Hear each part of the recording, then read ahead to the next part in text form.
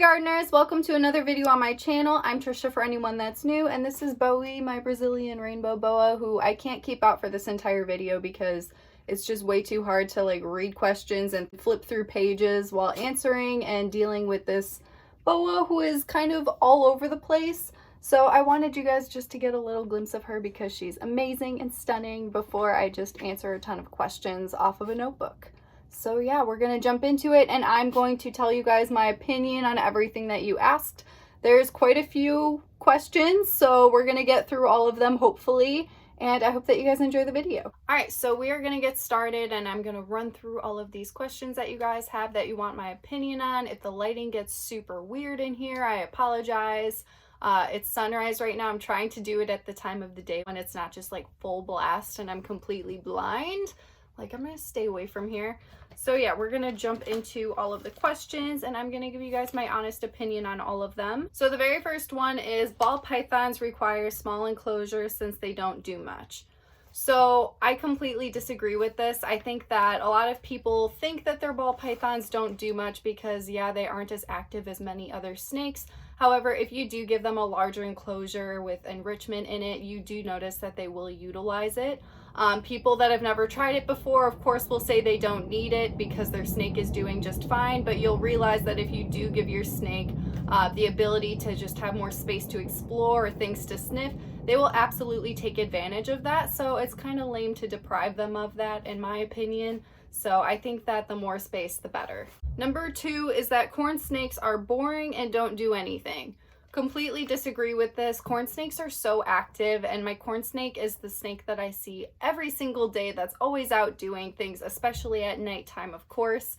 And Bloom is just so entertaining and just always doing something. So corn snakes are absolutely not boring. They're very, very entertaining. 3, rehoming animals only to get new ones. This seems very pointless. Like, I don't understand. It's kind of annoying actually when people do this because like they're rehoming for whatever reason, and it just seems like they just want to get new animals and replace what they had because they're like sick of it or something. Like, if that's your reason for getting rid of animals just to get new ones, you should just stop doing this hobby entirely because that's just putting yourself above the animals and it's not fair to them whatsoever. Number 4 is exotic vets. So exotic vets, I guess my opinion is that they're amazing and you need to go to one, especially if your animal is sick or injured, of course. But yeah, they know their stuff. Most of the time, it seems like exotic vets, they don't always understand the care of reptiles very well, but they understand the medical side very well. So if your animal is absolutely sick or something, go see a vet. But like sometimes it's like that with like vets for like dogs and cats too. Like they'll recommend horrible dog food or something, and it's like, maybe you should do some more research, vet. But like, I don't know. Every single vet is different, and there are some amazing vets that just know all of their stuff. Like the last time I went to the vet for Banba, she just knew everything, and it was just so nice. So like, exotic vets are amazing. Number 5 is tubs or glass tanks for ball pythons. So this, I mean, for my opinion, I would prefer glass only because it's more visually appealing. But tubs definitely keep in the humidity easier. There are ways to figure it out with glass. There are just so many different ways to keep animals. There's no one perfect way. So whatever you're choosing to do, as long as you make it work and the animal has enough space and enrichment, there's nothing wrong with either one. I think I just prefer glass because I like to be able to view my animals and see them do whatever they're doing in their natural behaviors. Number 6, people walking their dog without a leash. I mean, I feel like it depends where you are. Like if you're in a place where there aren't a lot of people or other dogs, it's not a big deal. Like if you're just in the wilderness or a field or something, that's whatever. If you're like in a city like me, it can be dangerous because a lot of dogs around my neighborhood, there's dogs everywhere. They may not be okay with other dogs, so it can initiate like a fight or something, or it could be dangerous if your dog just like wanders into a street and gets hit by a car, then it's not cool. So I don't have one straight up opinion on this. Just always make sure that you're keeping your animals safe, I think. Hybrids. I just don't know why.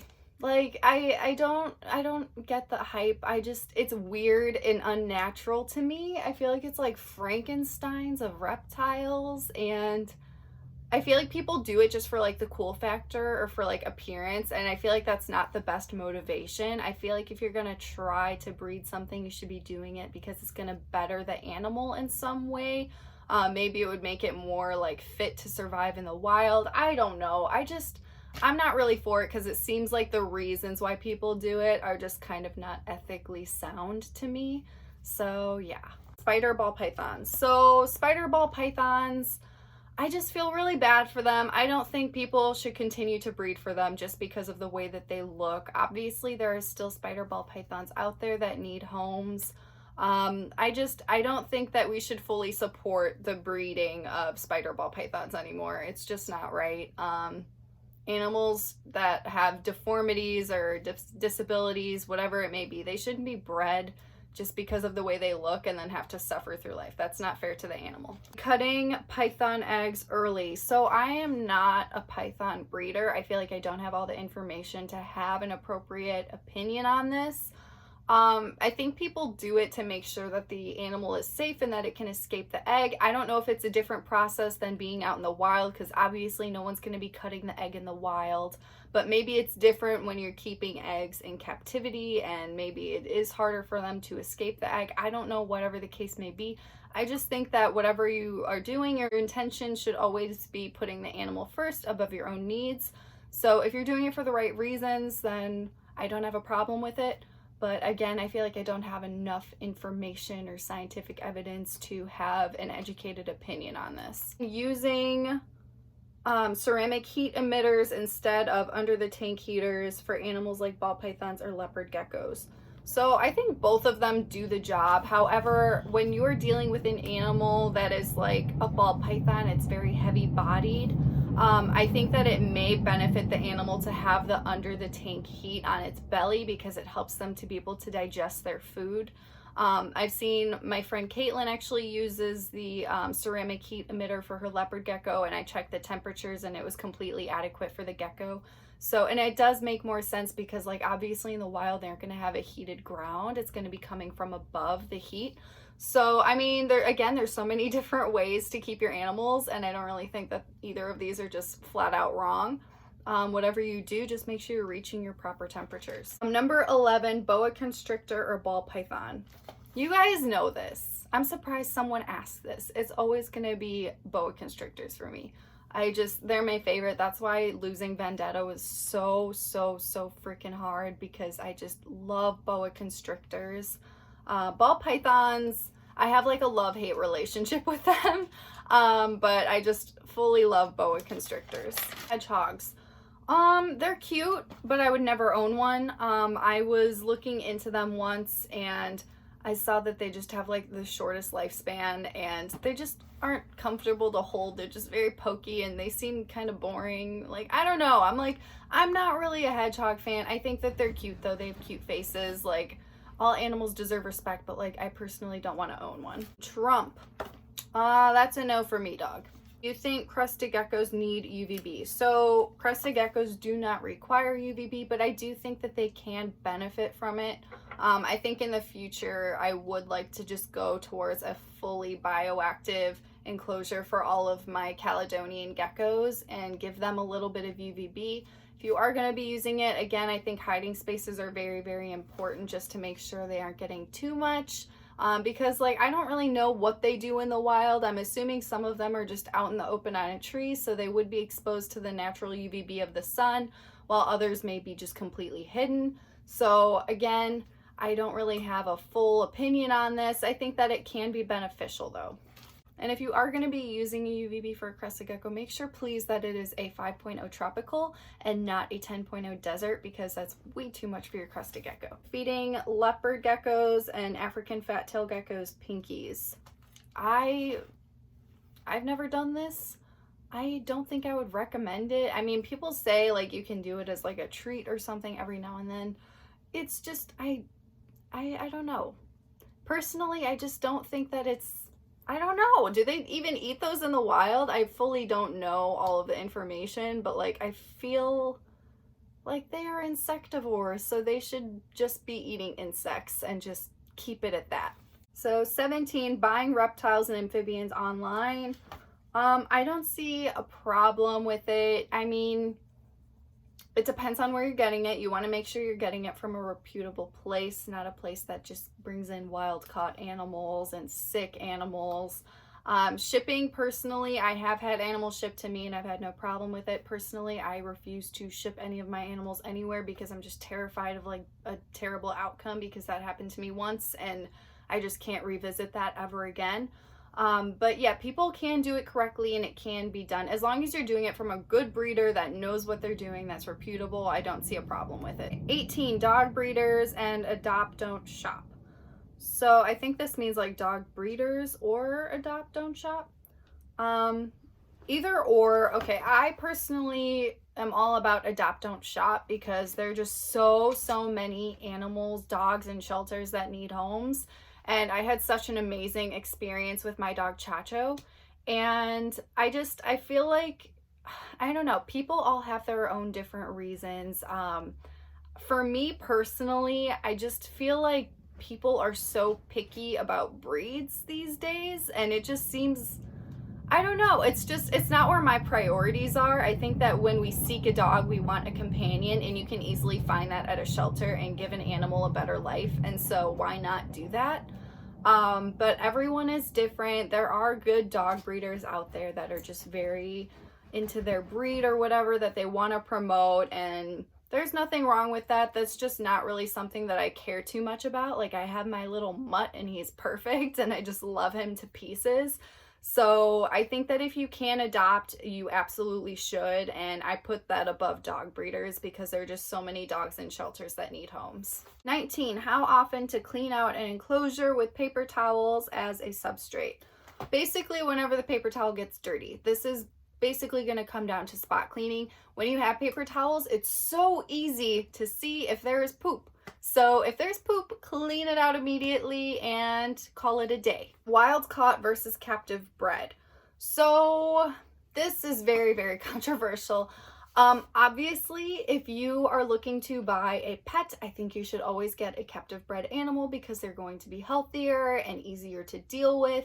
Wild caught animals can be okay when people are trying to make conservation efforts or provide a better bloodline for a specific animal in captivity. I can understand why that would be okay. However, I don't fully support people just ripping animals out of the wild just because they want a cool pet, and people do it for money and just, again, all of the wrong reasons. So I think the reasons and the motivations for why people do things make it a right or wrong situation, and that's why it's kind of hard. It's not like a black and white thing.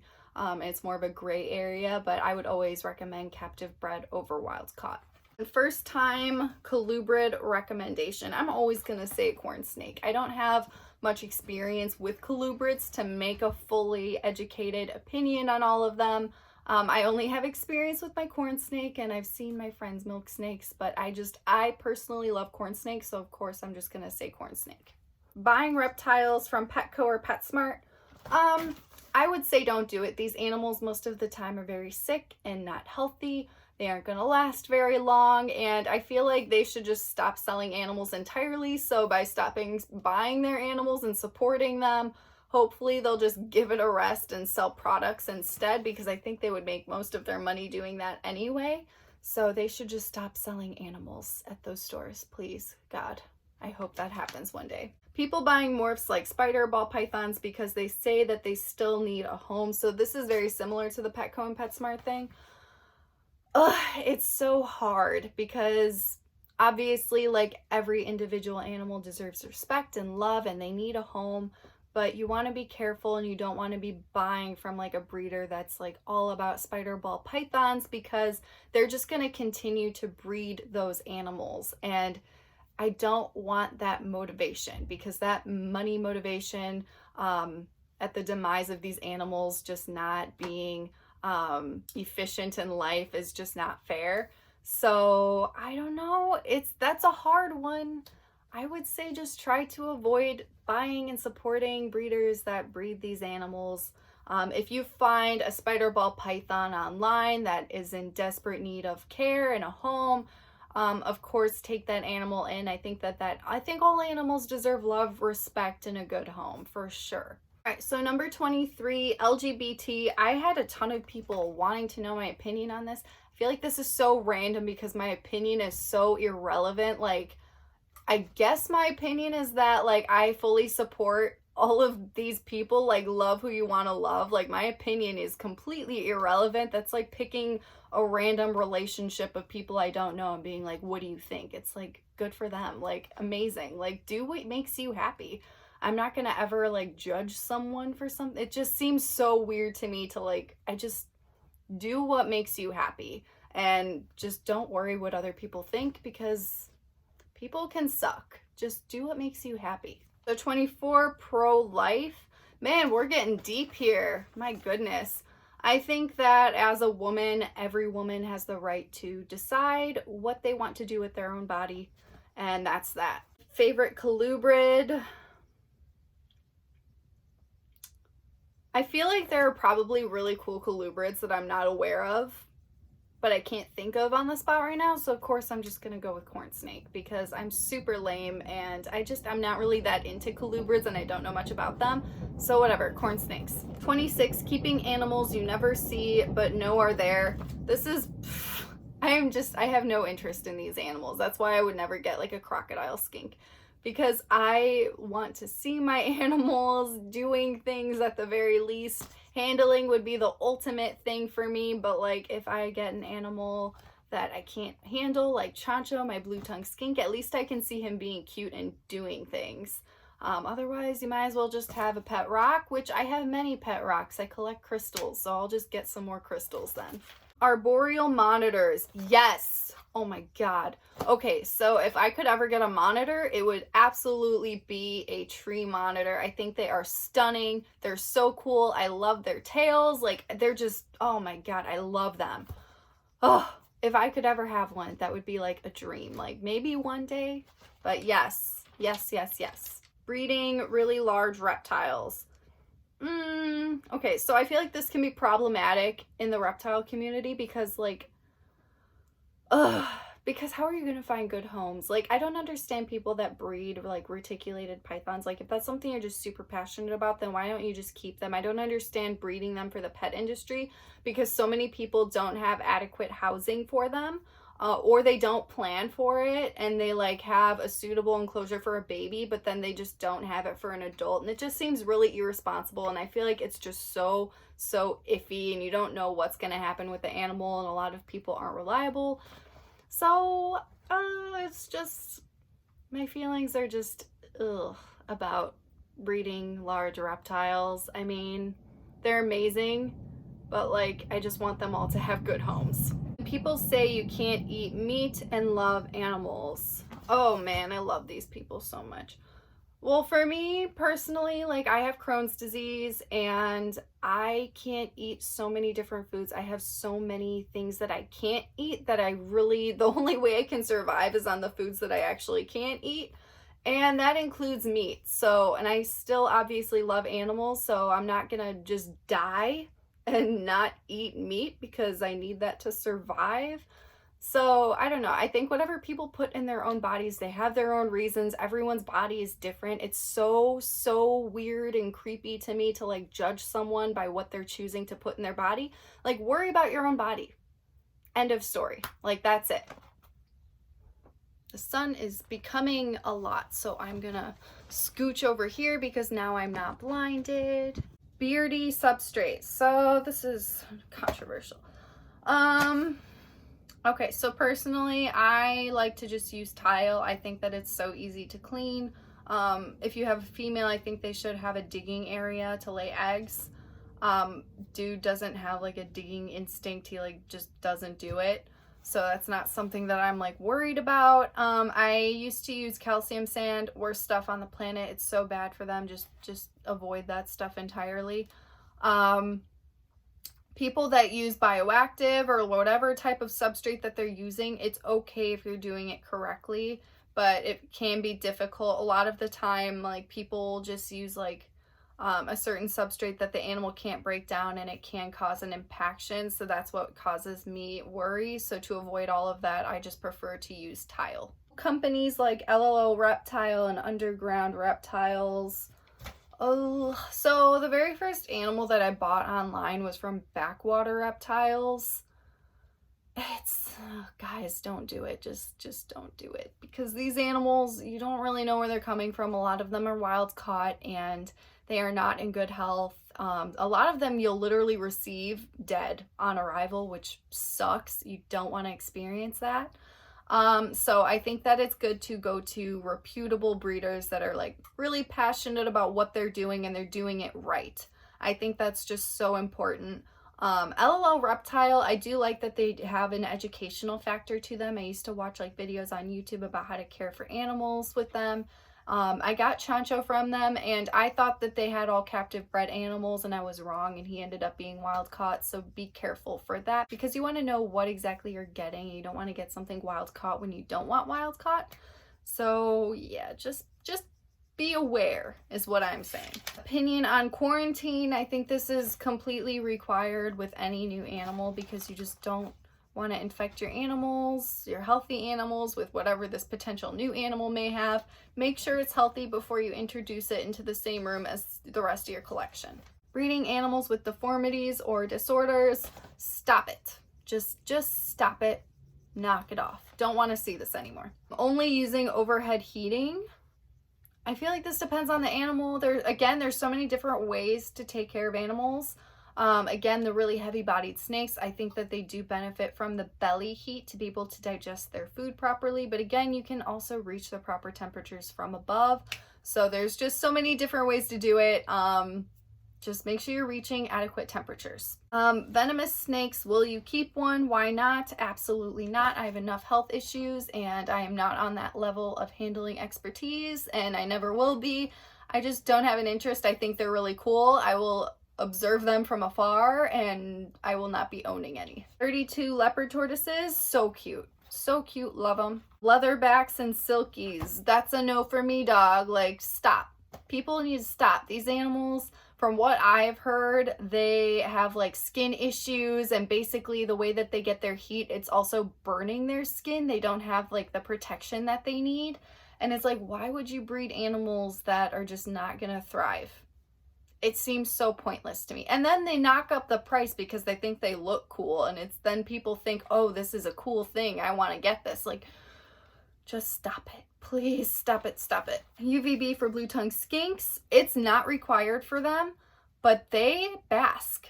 So it would only make sense that they should have UVB. So I would give them UVB. Chancho has UVB. I think that that's the way to go for blue tongue skinks. Redecorating snake enclosure for scenery, or is it too stressful for them? I feel like this depends on the individual snake. From what I've seen, whenever I'm redecorating an enclosure, they just seem interested in what's going on, and they just like sniff things. I feel like it's a good form of enrichment. Some people actually say it's a form of enrichment just to change your enclosure up every now and then, move something somewhere else, because it just gives your animal something new to like explore. So I don't think that it's something that can be negative for them.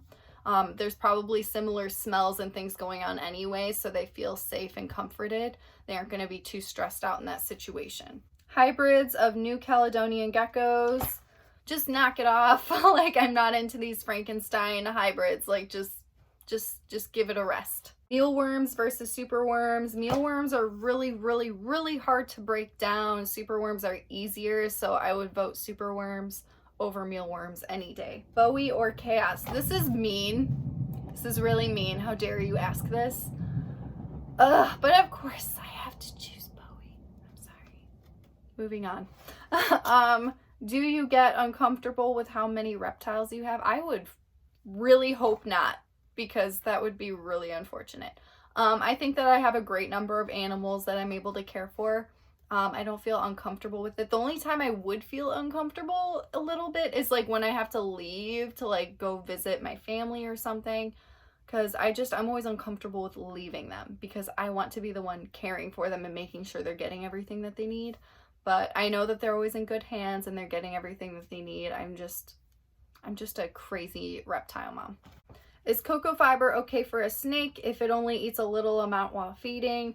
I think if it's only a small amount, it's okay. The issue with cocoa fiber is that it is not something that's natural in the wild. So these animals can ingest a little bit of whatever they're eating in the wild and not have an issue. Cocoa fiber can be problematic for animals that are having underlying issues with their immune system. So if their immune system is compromised and they get too much, that's when it can cause impaction and kill them and they can't pass it. And that's what's so difficult. That's why I removed a lot of, I'm just done with cocoa fiber entirely. I'm just not using it anymore. So yeah, it's not worth the risk because you don't know if your animal has some underlying issue. That's how my Leachianus gecko died. And I don't like risking that. And I'm not going to anymore with cocoa fiber. Is it good or bad keeping reptiles in captivity and the growing of the hobby? I think that it's okay if it's done correctly. There are a lot of people that don't do it correctly, that don't do the research, don't give their animals everything that they need. That's when it's bad. I would like to see more positivity in people doing things right. If you're here on this video watching this and watching my videos and just educating yourself all the time on your animals, I think that that's how most people are these days, and they're coming around, and education is becoming a huge component in reptile keeping, and I think that can continue and turn it into a very positive thing. Scaleless snakes, I don't understand the hype. I feel like snakes are cool because of their scales. They developed it for a reason. I don't understand taking it away. I think someone did tell me that there was like a scaleless snake. It did happen in the wild. I doubt they're all evolving to be scaleless in the future. I feel like that's not beneficial. I feel like if anything, that was like an accident or some weird thing. I don't know why people are just like obsessed with it. I'm not obsessed with it. Like, I think snakes are pretty cool the way they are, but that's just me. Cohabbing Leos. I think they all just need their own enclosure. And simple as that. Least respected pet tuber. Wow. I'm not gonna just like say someone's name and like drag them. Like, I only watch people on PetTube that I like. So, and I don't even watch it that often, to be honest. Yeah, I'm gonna avoid this one. I feel like we should only be spreading positivity here. 46 Jackson's chameleons. So cute, so cute. I love them. Reptiles as mascots. I don't know what this means. I don't know if you mean that like people are buying their animals to like use them in a negative way, or like mascots for like football games or something, because I feel like that would be cool. I don't know. I don't really know what this is asking. I'm sorry. Do you sell Cresties? I don't anymore. I'm not breeding anymore. Housing several New Caledonian geckos in one large tank. Risky. I think they all need their own space. So the next one is Brian Barczyk. He actually helped me get over my fear of snakes. I would watch his videos and he really inspired me and made me want to keep snakes, and now I'm obsessed with them, so I owe him that. I have seen a lot of things that I don't really agree with, but that happens with like everything. I have noticed he's coming around. He's doing a lot more enrichment for his animals and natural setups, which I really appreciate. I think that's amazing. Obviously he's done things in the past that are like not great, but he's making improvements, and I think that that's what it's all about. So I'm glad that he's making a lot of improvements, and I hope that he keeps going in that direction. Marijuana. So many of you guys are asking me about this. It's like so random. I'm not really into smoking weed. I have a medical marijuana card because I have Crohn's disease. It never really helped me with my pain either. I don't know. I'm just not really a fan. I don't really care for it. It's like not that big of a deal to me. Ball python tank sizes. I think the larger the better. I think all ball pythons should have at least a 75-gallon minimum, because I think that that gives them enough space. Absolutely not a 40-gallon. It's way too small for them. Okay, so the next one is hybrid snakes. This person came across a Burmese ball python.